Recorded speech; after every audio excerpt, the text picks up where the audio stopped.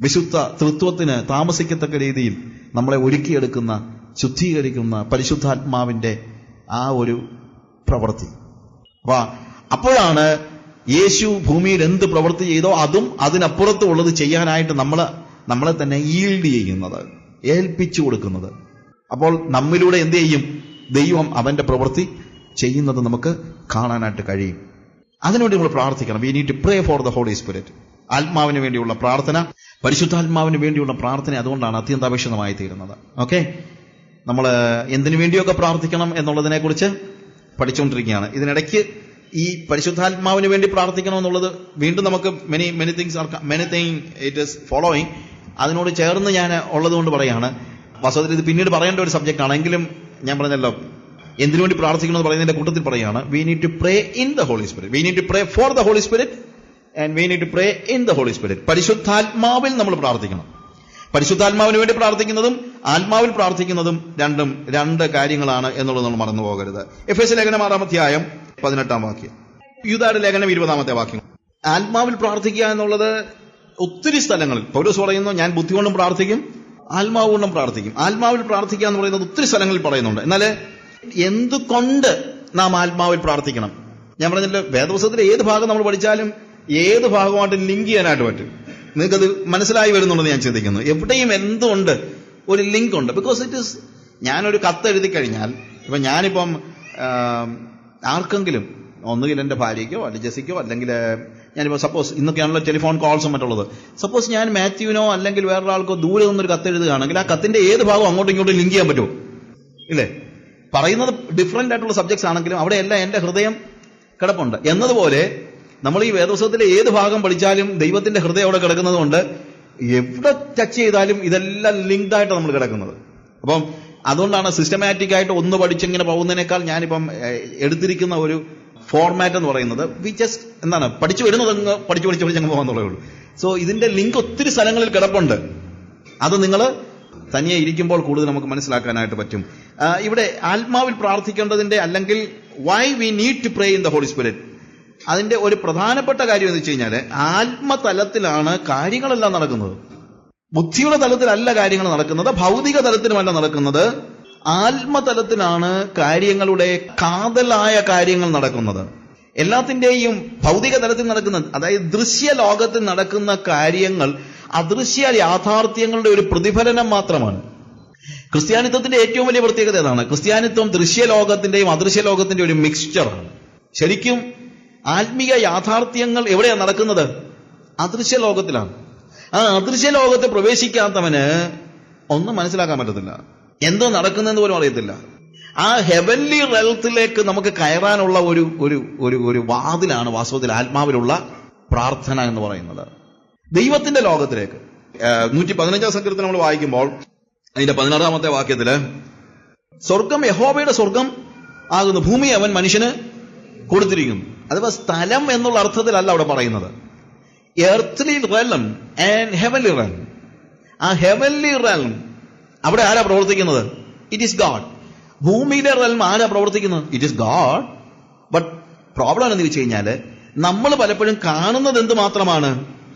ഈ ഭൂമിയിലെ റെൽം മാത്രമാണ്. ഭൂമിയിലെ റെൽം അല്ലെങ്കിൽ ഭൂമി മണ്ഡലം അല്ലെങ്കിൽ ഭൗമിക കാര്യങ്ങൾ, ഭൗതിക ലോകത്തിൽ നമ്മുടെ ഈ കണ്ണുകൾ കൊണ്ട് കാണുന്ന കാര്യങ്ങൾ മാത്രം അറിയുകയും അനുഭവിക്കുകയും ചെയ്തു കഴിഞ്ഞാൽ ഇതിന്റെ പിന്നിലെ ദൈവികതയോ അല്ലെങ്കിൽ ദൈവം ഇതിൽ നിന്ന് എന്ത് പ്രതീക്ഷിക്കുന്നോ ലക്ഷ്യമാക്കുന്നു എന്നുള്ള കാര്യങ്ങളൊന്നും നമുക്ക് മനസ്സിലാക്കാനായിട്ട് കഴിയത്തില്ല.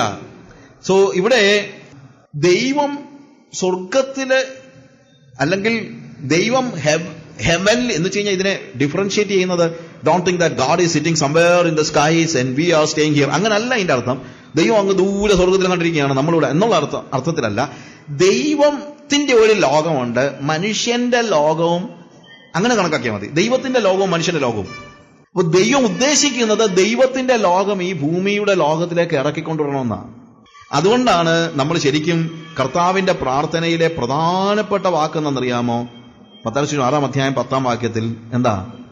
നിന്റെ ഇഷ്ടം സ്വർഗത്തിലെ എങ്ങനെയാണോ അതുപോലെ നിന്റെ ഇഷ്ടം ഭൂമിയിലും ആയി തീരുമാറാകണം. ഈ ഒരൊറ്റ വാക്യം മതി ഈ ആത്മ തലത്തിലുള്ള പ്രാർത്ഥനയുടെ ആവശ്യം നമ്മൾ മനസ്സിലാക്കാനായിട്ട്. എന്താണ്? ദൈവം ആഗ്രഹിക്കുന്നത് സ്വർഗത്തിൽ ദൈവത്തിന്റെ ഇഷ്ടം എപ്രകാരം പരിപൂർണമായിരിക്കുന്നുവോ അതേ പരിപൂർണതയിൽ ഭൂമിയിലും അവന്റെ ഇഷ്ടം നടക്കണം എന്നാണ് ആഗ്രഹിക്കുന്നത്. അങ്ങനെ നടക്കണമെങ്കിൽ ഫസ്റ്റ് ഓഫ് ഓൾ നമ്മൾ എന്ത് ചെയ്യണം? സ്വർഗത്തിൽ അവന്റെ ഇഷ്ടം എന്താണെന്നുള്ളത് നമ്മൾ തിരിച്ചറിയണം എന്ന് തന്നെയല്ല, അതിനെ ഭൂമിയിലേക്ക് ഇറക്കിക്കൊണ്ടുവരുമ്പോൾ ആ സ്വർഗമണ്ഡലത്തിൽ നിന്നോണ്ടേ നമുക്ക് ഭൂമിയിൽ ഇത് നിർവഹിക്കാൻ കഴിയത്തുള്ളൂ. ഭൗമികമായ നിലയിൽ ഇന്റലിജൻസിന്റെ, ഇതിപ്പോ ഞാൻ പറയുന്ന വാക്കുകളൊക്കെ അങ്ങ് വിട്ടുകളാം, നിങ്ങൾ ഏകദേശം കാര്യങ്ങൾ ഗ്രഹിച്ചാൽ മതി. ഞാൻ പറഞ്ഞത് ഇത് കൺഫ്യൂഷൻ ഉണ്ടാക്കാൻ വേണ്ടി അല്ല ഞാനിത് പറയുന്നത്. പക്ഷേ എല്ലാം കൂടെ പറഞ്ഞു കഴിഞ്ഞാൽ ആകെപ്പാടെ കൺഫ്യൂസ് സ്റ്റേജിലേക്ക് പോകാനല്ല, വളരെ സിമ്പിളായിട്ട്. ഞാൻ പറഞ്ഞല്ലോ, ദൈവം എപ്പോഴും സിമ്പിൾ ആയിട്ടുള്ള കാര്യങ്ങളാണ്. സിമ്പിൾ ഫെയ്ത്തിന്റെ കാര്യമൊക്കെ ഞാൻ പറഞ്ഞല്ലോ. ഫെയ്ത്ത് എന്ന് പറയുമ്പോൾ 4-ാം മണ്ഡലത്തിൽ കയറി പോകുന്നത് പോലെ ഉള്ള സ്റ്റേജ് ഒന്നും അല്ല ഇവിടെ പറയുന്നത്. അതൊന്നും അല്ല. ഈ സ്വർഗത്തിന്റെ മണ്ഡലം എന്നൊക്കെ പറയുമ്പോഴത്തേക്ക് നമ്മൾ കണ്ണടച്ച് കുറേ നേരെ ഇരിക്കുമ്പോൾ ഒരു പെട്ടെന്ന് ഒരു ഇൻഡ്യൂഷൻ ഉണ്ടാകുന്ന കാര്യമൊന്നും അല്ല ഈ സ്വർഗമണ്ഡലം എന്ന് പറയുന്നത്.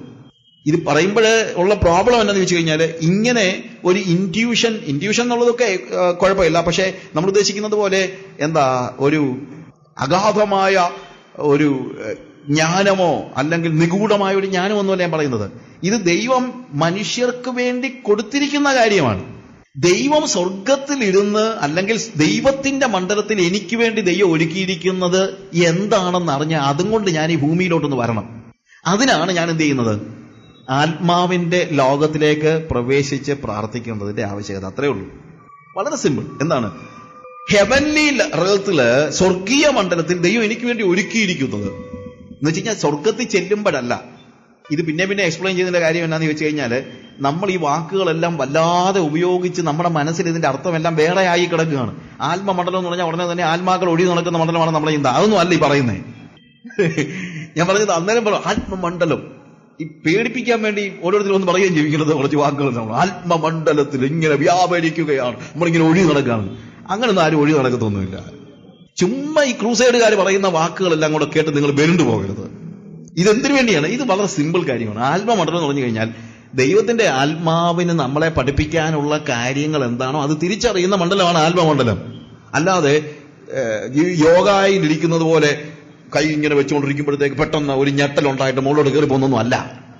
അങ്ങനെ പറഞ്ഞു കഴിഞ്ഞാൽ നമുക്ക് ഒരിക്കലും അത് ചിലർക്ക് വേണ്ടി മാത്രമുള്ള, അതാണ് ഇവരുടെ എല്ലാം പ്രശ്നം എന്നറിയാമോ? ഈ പറയുന്ന കാര്യങ്ങളൊക്കെ ചില ആളുകൾക്ക് വേണ്ടി ഇങ്ങനെ പെടലി വെട്ടിയോനെ പോലെ നടക്കുന്നവരെ, അതായത് ഇങ്ങനെ മാനമര്യാദയ്ക്ക് നടക്കത്തില്ല, ഇങ്ങനെയൊക്കെ നടക്കുന്നവർക്ക് വേണ്ടിയുള്ള ഒരു ലോകമായതെന്നാണ് നമ്മുടെയൊക്കെ ചിന്ത. അങ്ങനൊന്നും അല്ല. It is four everybody. അത് തിരിച്ചറിയണം നിങ്ങൾ. അല്ലെങ്കിൽ എന്താണെന്നറിയാമോ? ഇതെല്ലാം കേട്ടിട്ട് ഭയങ്കര ആ മണ്ഡലം കേട്ടോ, ഞാനിതുവരെ കണ്ടിട്ടില്ലെങ്കിലും ആ മണ്ഡലം, ആത്മമണ്ഡലം, എന്തൊരു ഭയങ്കരമാണ്. പക്ഷെ ഞാനിതുവരെ പിന്നെ അങ്ങനെ നമ്മൾ അറിയുന്നത് ഭയങ്കരമാണോ ഇല്ലയോ എന്നുള്ളത്. God has given it for everybody. ദൈവം എന്ത് ചെയ്യുന്നത്? അത് എല്ലാവർക്കുമായിട്ട് കൊടുത്തിരിക്കുകയാണ്. എല്ലാവർക്കും. നമ്മൾ എന്ത് ചെയ്താൽ മതി? നമ്മൾ നിങ്ങൾ റിസീവ് ചെയ്താൽ മതി. പക്ഷെ ആ സ്വീകരണത്തിന്റെ തലത്തിൽ നമ്മൾ സ്വീകരിക്കാത്തത് കൊണ്ട് ദൈവം നമുക്ക് വേണ്ടി ഒരുക്കിയിരിക്കുന്നത് ഭൂമിയിൽ നമ്മൾ പലപ്പോഴും എന്ത് ചെയ്യുന്നില്ല? അറിയുന്നില്ല, അനുഭവിക്കുന്നില്ല. അപ്പൊ ആത്മതലത്തിലേക്ക് നമ്മൾ പ്രവേശിക്കേണ്ടത്, അല്ലെങ്കിൽ ആത്മാവിൽ പ്രാർത്ഥിക്കേണ്ടത്, ദൈവം എനിക്ക് വേണ്ടി ഒരുക്കിയിരിക്കുന്ന ആ വിശാല ലോകത്തിലേക്ക് കടന്നു ചെന്ന് ദൈവം എനിക്ക് വേണ്ടി ഒരുക്കിയിരിക്കുന്നതിനെ ഉപയോഗിക്കാൻ വേണ്ടിയാണ്. അതെനിക്ക് വേണ്ടി വെച്ചിരിക്കുന്നത്, അല്ലാതെ വേറെ ഒരു സ്പെഷ്യൽ ഗ്രൂപ്പിന് വേണ്ടി വെച്ചിരിക്കുന്നതല്ല. എനിക്ക് വേണ്ടി, നിങ്ങൾക്ക് എല്ലാവർക്കും വേണ്ടി. എനിക്ക് വേണ്ടി സാജുവിന് വേണ്ടി അല്ലാതെ അവിടെ വെച്ചിരിക്കുന്നത്, അതെല്ലാവർക്കും വേണ്ടിയും വെച്ചിരിക്കുന്നതാണ്. അതുകൊണ്ട് അവന്റെ ഇഷ്ടം, അവന്റെ അറിവ്, അവന്റെ ലോകം അവൻ നമുക്ക് വെച്ചിരിക്കുകയാണ്. അതുകൊണ്ടാണ് കർത്താവ് പറയുന്നത്, നിങ്ങൾ എന്നെ വിളിച്ചപേക്ഷിക്കുക, ഞാൻ എന്ത് ചെയ്യാം? നിങ്ങൾക്ക് അഗോചരവും കണ്ടിട്ടില്ലാത്തതും അറിയാത്തതുമായ കാര്യങ്ങൾ ഞാൻ നിങ്ങൾക്ക് കാണിച്ചു തരാം. ആ ഒരു ലോകം നിങ്ങൾക്ക് തുറന്നു തരാമെന്നാണ് പറയുന്നത്. അപ്പോൾ ഈ സ്വർഗമണ്ഡലം ആർക്ക് വേണ്ടിയുള്ളതാണ്? നിങ്ങൾക്കൊന്ന് പറയാമോ? സ്വർഗമണ്ഡലം എനിക്ക് വേണ്ടിയുള്ളതാണെന്ന് പറയാം. It is for me. അത് എനിക്ക് അവൻ തുറന്നു തരാൻ തയ്യാറാണല്ലോ. It is so easy. അല്ലാതെ ഇത് വേറെ ഒരു സ്പെഷ്യൽ ഗ്രൂപ്പിന് വേണ്ടി വെച്ചിരിക്കുന്നതല്ല. അപ്പോൾ ഇവിടെ നമ്മൾ ദൈവികമായ ഈ മണ്ഡലത്തിലേക്ക് പ്രവേശിക്കുമ്പോഴാണ് അവന്റെ ഇഷ്ടം എന്താണെന്നുള്ളത് നമ്മൾ തിരിച്ചറിയുന്നത്. അതുകൊണ്ട് അവന്റെ ഇഷ്ടം എന്താണെന്ന് തിരിച്ചറിഞ്ഞ് കഴിയുമ്പോൾ നമുക്ക് പ്രാർത്ഥന വളരെ ഈസി ആയിത്തീരും. കാര്യം അവന്റെ ഇഷ്ടം ആണ് പിന്നെ ഞാൻ റിക്വസ്റ്റ് ചെയ്യുന്നത്. അപ്പോൾ every request has to be received from before it is prayed. എന്റെ ഏത് പ്രാർത്ഥനയും ഞാൻ പ്രാർത്ഥിക്കുന്നതിന് മുമ്പ് ആ പ്രാർത്ഥന തന്നെ ഞാൻ ദൈവത്തിൽ നിന്ന് സ്വീകരിച്ചിരിക്കുന്നു. ശ്രദ്ധിക്കണേ. അതായത് അവന്റെ ഹിതം എന്താണെന്ന് അറിഞ്ഞിട്ടാണ് നമ്മൾ പ്രാർത്ഥിക്കേണ്ടത്. അവന്റെ ഹിതം എന്താണെന്ന് അറിയുമ്പോൾ പിന്നെ ഞാൻ പ്രാർത്ഥിക്കുന്നത് എന്താണ്? അവന്റെ ഹിതം. അപ്പൊ അവന്റെ ഹിതം എന്താണെന്ന് ഞാൻ അറിഞ്ഞത് എവിടെ നിന്നാണ്? അവനിൽ നിന്നാണ് അറിയുന്നത്. അപ്പോൾ എന്റെ പ്രാർത്ഥന ഞാൻ ദൈവത്തിൽ നിന്ന് വാങ്ങിച്ച പ്രാർത്ഥനയാ തിരിച്ച് ദൈവത്തിലേക്ക് കൊടുക്കുന്നത്. അതിനാണ് നമ്മൾ എന്ത് വേണ്ടി വരുന്നത്? ആത്മാവിൽ പ്രാർത്ഥിക്കേണ്ടി വരുന്നത്. അതായത് ദൈവത്തിന് ഇഷ്ടമുള്ളത് പ്രാർത്ഥിക്കാൻ, ദൈവത്തിന് ഇഷ്ടമുള്ള പ്രാർത്ഥന ഞാൻ ദൈവത്തിൽ നിന്ന് സ്വീകരിക്കണം. ഓക്കെ, ഒരു സ്പേസ് വരുന്നത് ഒന്ന് മനസ്സിലാക്കാൻ വേണ്ടിയാണ്. അത് ഞാൻ ബുദ്ധിയിൽ പ്രാർത്ഥിച്ചാൽ പറ്റത്തില്ല. നമ്മുടെ പ്രോബ്ലം, നമ്മുടെ ബുദ്ധിയിൽ എനിക്ക് യോജിക്കുന്നതാണ് എപ്പോഴും പോയി പ്രാർത്ഥിക്കുന്നത്. എനിക്ക് യോജിക്കുന്ന കാര്യങ്ങൾ ദൈവത്തിന്റെ ഇഷ്ടമായിരിക്കണമെന്ന് നിർബന്ധമില്ല. എനിക്ക് യോജിക്കുന്നത് എന്റെ ബുദ്ധിയിൽ ഞാൻ ചിന്തിക്കുന്നത്. കാര്യം നമ്മളുടെ ബുദ്ധി തന്നെ കറപ്റ്റഡാ. അപ്പൊ അതുകൊണ്ട് ദൈവത്തിൽ നിന്ന്, അല്ലെങ്കിൽ ഹെവൻലി റെൽം, സ്വർഗീയ മണ്ഡലത്തിൽ നിന്ന് അവന്റെ ഹിതം കേൾക്കുന്നതും കൂടെയാണ് വാസ്തവത്തിൽ പ്രാർത്ഥന എന്ന് പറയുന്നത്. അവിടുന്ന് നമുക്ക് പ്രാർത്ഥന തുടങ്ങാൻ പറ്റത്തുള്ളൂ. Prayer involves letting God talk. ദൈവത്തെ സംസാരിക്കാൻ സമ്മതിക്കുന്നതാണ് പ്രാർത്ഥന. സമ്മതിക്കുന്ന പറഞ്ഞു കഴിഞ്ഞാൽ സംസാരിക്കുമ്പോൾ അത് സ്വീകരിക്കുന്നതാണ് വാസ്തവത്തിൽ. എന്താണ്? അല്ലെ പിന്നെ സംസാരിക്കുന്ന പറഞ്ഞൊരു പ്രയോജനമൊന്നും ഉണ്ടാകുന്നില്ലല്ലോ. I am allowing God to speak to me. ഞാൻ പലപ്പോഴും ദൈവത്തെ സംസാരിക്കാൻ അനുവദിക്കുന്നില്ല. കാര്യം കേൾക്കാൻ നിന്നു കൊടുക്കാത്തവന്റെ അടുത്ത് എങ്ങനെയാ സംസാരിക്കുന്നത്? നമ്മൾ എത്ര ആളുകളുടെ അടുത്ത്, എടാ നീ ഒന്ന് ഒരു മിനിറ്റ് ഒന്ന് നിൽക്കണം, ഞാനൊന്ന് പറയട്ടെ എന്ന് എത്ര പ്രാവശ്യം പറഞ്ഞാലാ നമ്മൾ തന്നെ അങ്ങോട്ടും ഇങ്ങോട്ടും വർത്തമാനം പറയുമ്പോൾ മിക്കവാറും ഉള്ളവരോടൊക്കെ പ്രത്യേകിച്ച് ഞാനൊന്ന് പറയട്ടെ എന്ന് വെച്ചാൽ എന്താ? അങ്ങ് പറഞ്ഞാൽ പോരായോ? പറഞ്ഞാൽ മതിയോ? പോരാ. എന്താണ്? അതല്ലേ നമ്മൾ പറയുന്നത്. അല്ല, ഞാനൊന്ന് പറയട്ടെ എന്ന് വെച്ച് കഴിഞ്ഞാൽ എന്നെ പറയാൻ അനുവദിക്കുക. എന്നെ പറയാൻ ആരെങ്കിലും അനുവദിക്കേണ്ട കാര്യമുണ്ടോ? എനിക്ക് പറഞ്ഞാൽ പോരായോ? അത് പറ്റുമോ? ഇല്ല. പറയാൻ അനുവദിക്കുന്ന പറഞ്ഞാൽ അതിന്റെ അർത്ഥം എന്താണ്? കേൾക്കാൻ തയ്യാറാവുക എന്നുള്ളതാണ് അതിന്റെ അർത്ഥം. ഇതുപോലെ ദൈവത്തെ പറയാൻ അനുവദിക്കുന്നതാണ് പ്രാർത്ഥനയുടെ ഒന്നാമത്തെ വശം. ഞാൻ പറഞ്ഞ മനസ്സിലാകുന്നല്ലോ. ദൈവത്തെ പറയാൻ അനുവദിക്കുക. എന്താ പറയാൻ അനുവദിക്കുക? ദൈവത്തിന്റെ ഇഷ്ടം എന്താണെന്നുള്ളത് പറയാൻ അനുവദിക്കുക. അതിനുവേണ്ടി ചെവി തുറന്നു കൊടുക്കുക. ദൈവത്തിന്റെ ഇഷ്ടം എന്താണെന്ന് അവൻ പറഞ്ഞു കഴിഞ്ഞാൽ പിന്നെ നമുക്ക് എന്ത് ചെയ്യാം? ഈസി ആയിട്ട് അത് തന്നെ പ്രാർത്ഥിക്കാമല്ലോ. സോ അവന്റെ ഇഷ്ടവും എന്റെ ഇഷ്ടവും ഒന്നായി തീരുന്നിടത്ത്, അല്ലെങ്കിൽ prayer harmonise me with heaven, സ്വർഗവും ഞാനുമായിട്ടൊരു ഹാർമണിയിൽ വരികയാണ് വാസ്തവത്തിൽ എന്ത് സംഭവിക്കുന്നത്? പ്രാർത്ഥനയിൽ സംഭവിക്കുന്നത്. അങ്ങനെ listening to God what is coming from the heavenly realm is the key to pray without ceasing. ഇടവിടാതെ പ്രാർത്ഥിപ്പിൻ എന്ന് നമ്മൾ പറയും. ഇടവിടാതെ പ്രാർത്ഥിക്കണമെങ്കിൽ എന്തേ പ്രാർത്ഥിക്കാൻ പറ്റുള്ളൂ? ദൈവത്തിന്റെ ഇഷ്ടമേ പ്രാർത്ഥിക്കാൻ പറ്റുള്ളൂ. ദൈവത്തിന്റെ ഇഷ്ടം പ്രാർത്ഥിക്കണമെങ്കിൽ കറക്റ്റായിട്ട് അവന്റെ ഇഷ്ടം എന്താണെന്നുള്ളത് നമ്മൾ അറിയണമെങ്കിൽ ആത്മാവിൽ നമ്മൾ പ്രാർത്ഥിക്കണം.